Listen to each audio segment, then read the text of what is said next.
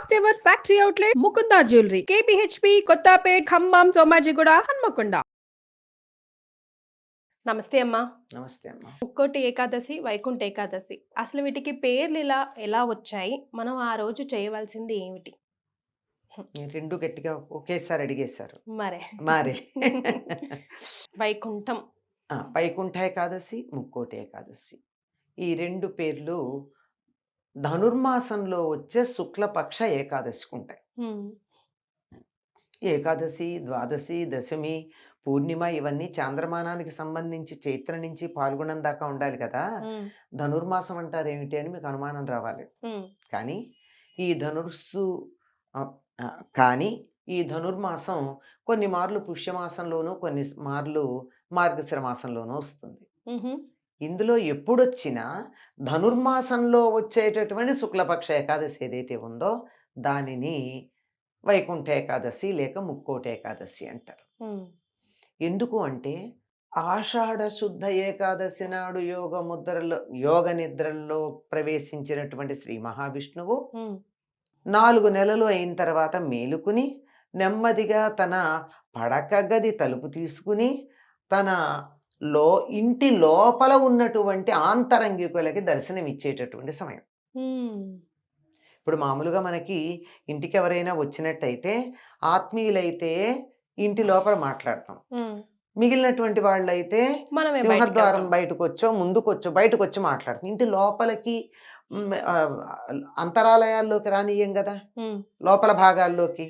అలా లోపల భాగంలో దర్శనం ఇచ్చేటటువంటి సమయం ఈ ముక్కోటి ఏకాదశి. అంటే ఆషాఢ శుద్ధ ఏకాదశి నాడు నిద్రకు ఉపక్రమిస్తాడమ్మా. 4 నెలలు నిద్రిస్తాడు, యోగ నిద్ర. 4 నెలలు ఏమిటి లెక్క అంటే మనకి ఒక సంవత్సరం జరిగితే దేవతలకు 1 రోజు అవుతుంది. మన ఒక సంవత్సరంలో ఎన్ని పక్షాలు ఉంటాయి? నెలకి 2 పక్షాలు చొప్పున సంవత్సరానికి 24 పక్షాలు. మనకి రోజులో 24 గంటలు ఉంటాయి. మన 24 గంటల్లో మనం విశ్రాంతి తీసుకునే సమయం 8 గంటలు. కనుక 8 గంటలు అంటే 8 పక్షాలంటే 4 నెలలు. కనుక 4 నెలలు ఆయన విశ్రాంతి తీసుకుంటాడు. విశ్రాంతి తీసుకున్నాక తలుపు తీసుకుని బయటకు వస్తాడు. ఇది ఎప్పుడు బ్రాహ్మీ ముహూర్తాన, తెల్లవారుజామున. ఎప్పుడు తెల్లవారుతుంది? ఉదయం 6 గంటలు అయ్యాక తెల్లవారుతుంది మనకి. భగవంతుడికి ఎప్పుడు తెల్లవారుతుంది? మకర రాశిలో సూర్యుడు ప్రవేశించినప్పుడు సూర్యోదయం అవుతుంది. అది ఉత్తరాయణ ప్రారంభం. అందుకే మకర సంక్రమణాన్ని ఏమంటాం? ఉత్తరాయణ పుణ్యకాలం అనేటటువంటి పదం వాడతాం. అక్కడి నుంచి 6 నెలలు ఉత్తరాయణం. ఆ తరువాత జూలైలో వచ్చేటటువంటిది దక్షిణాయనం. దక్షిణాయనం 6 నెలలు రాత్రి, ఉత్తరాయణం 6 నెలలు పగలు. పగలు అంటే సూర్యోదయానికన్నా ముందే లేస్తాం. పద్ధతి తెలిసిన వాళ్ళు, సంప్రదాయం తెలిసిన వాళ్ళు ఎప్పుడు నిద్రలేస్తారు? సూర్యోదయానికన్నా ముందు 4-4:30కి లేస్తారు. సూర్యుడు ఉదయించాక లేవరు. మనం పడుకుని ఉండగా సూర్యుడు చూడకూడదట. అది లెక్క. అది మన నిద్ర లేవడానికి. అసలు ఎవరినైతే నిద్రిస్తున్నాగా సూర్యుడు చూస్తాడో వారికి ఎక్కువ తెలివితేటలు ఉండవు, అభివృద్ధి ఉండదు అని చెప్తారు. అంటే వాళ్ళని రోగుల కింద పరిగణిస్తాడంట సూర్యుడు అని మా నాన్న చెప్పారు. అదే అంటున్నాను. ఏమి ఆరోగ్యం ఉండదని చెప్పాను కదా. మరి అలాంటిది ఆ స్థితి ఉండకూడదు కదా. కనుక ఎప్పుడు లేవాలి? 4-4:30కి లేవాలి. మకర సంక్రమణం నాడు సూర్యోదయం అయ్యేటట్టయితే ఒక సంవత్సరానికి ఎప్పుడు లేవాలి? సూర్యోదయానికన్నా ముందు లేవాలి కదా. కనీసం 1 నెల రోజులు ముందు లేవాలి.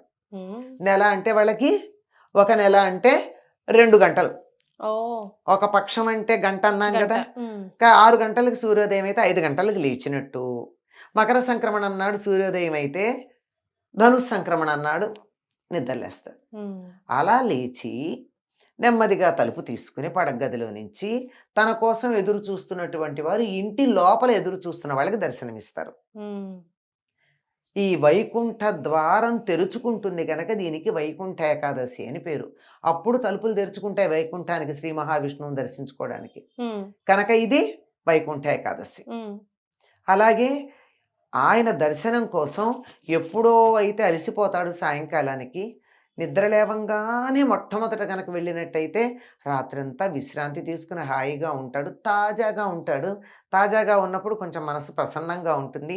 వెళ్ళి స్వామిని దర్శించుకుందామని చెప్పి ముక్కోటి దేవతలు అక్కడ ఉంటారు. కనుక ముక్కోటి ఏకాదశి నాడు విష్ణుమూర్తికి ఎవరైతే నమస్కారం చేసుకుంటారో వాళ్ళు ఎంతమందికి నమస్కారం చేసినట్టు? ముక్కోటి దేవతలకు నమస్కారం చేసినట్టు.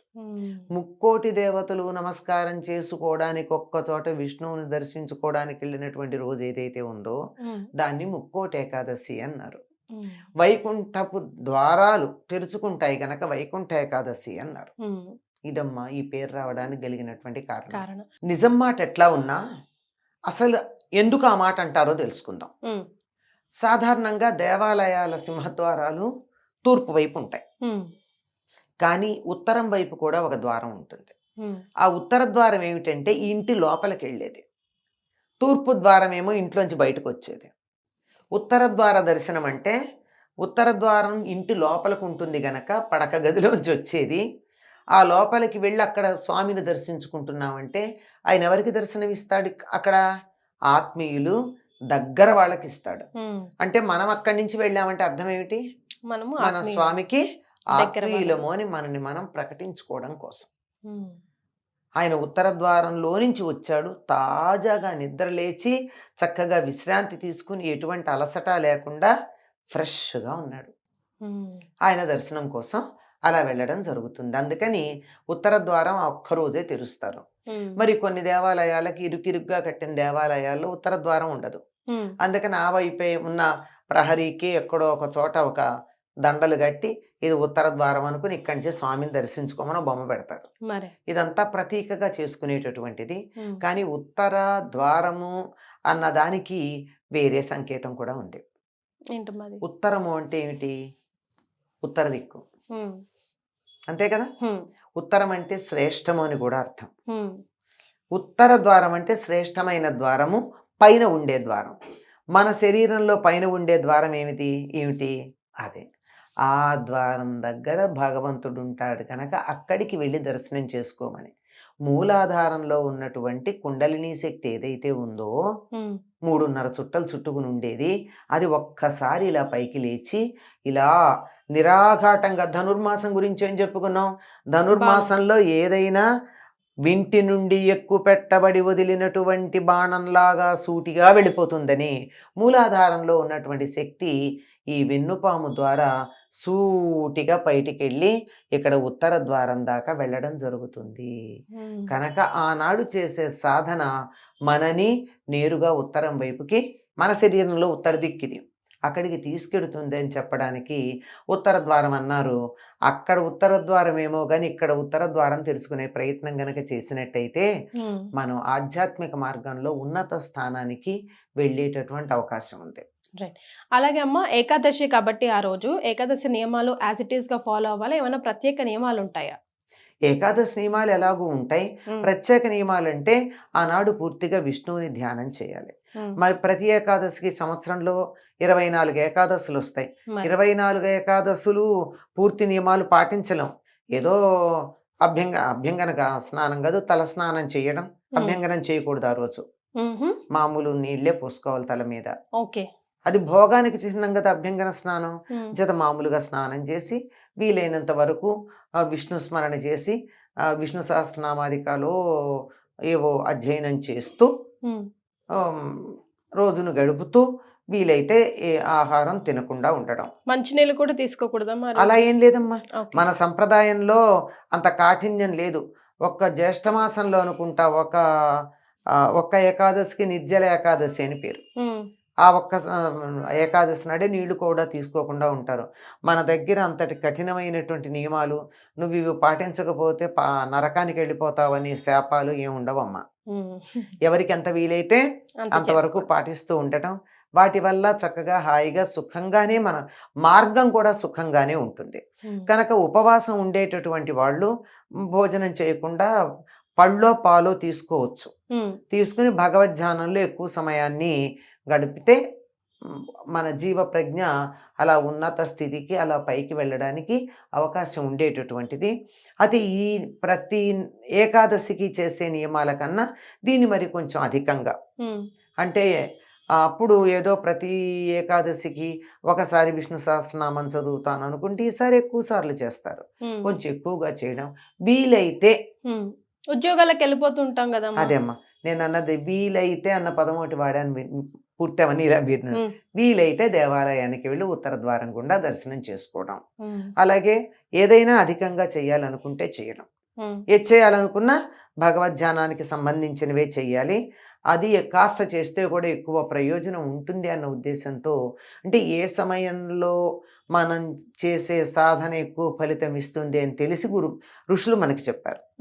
ఈ సమయంలో చేసేది ఎక్కువ ఫలితాన్ని ఇస్తుంది అని. కొంతమంది మేము ఉపవాసం ఉండలేమండి, మందులు వేసుకుంటాం, పొట్టలో ఏదో ఒకటి లేకపోతే ఆ మందులకి వికారం వస్తుంది అంటారు. అటువంటి వాళ్ళు ఏం చేయొచ్చు అంటే పళ్ళో పాలు తీసుకోవచ్చు. ఓకే. లేదండి మాకు అది కూడా పడవు, గట్టిగా ఏదన్నా ఉండాలి ఘన పదార్థం అంటే ఉప్పు లేకుండా తింటారు. ఏదైనా సరే తీపి పదార్థంగా తినకూడదు, వండింది కూడా తినకుండా ఉండడం మంచిది. లేదా అలాంటిది ఏమన్నా తినకపోతే ఉండలేను అంటే ఆ వండేటటువంటిది ఏదో ఉప్పు లేకుండా ఉండేది. ఎక్కువ మంది తేలిగ్గా ఉంటుందని సత్యనామూర్తి ప్రసాదం లాగా చేస్తారు కదమ్మా హల్వా, ఆ హల్వా చేసేసుకుంటారు. అందులో ఉప్పు ఉండాల్సిన పని లేదు గనక. అది లేదంటే అంత తీపి కూడా తినడానికి వీలైన పరిస్థితులు ఉంటాయి కొంతమందికి. అప్పుడు హాయిగా రవ్వనే ఉడకబెట్టుకుని తింటారు, అందులో ఏ రకమైన ఉప్పు కారాలు వేసుకోకుండా. చాలా సంతోషం అమ్మా, ధన్యవాదాలు.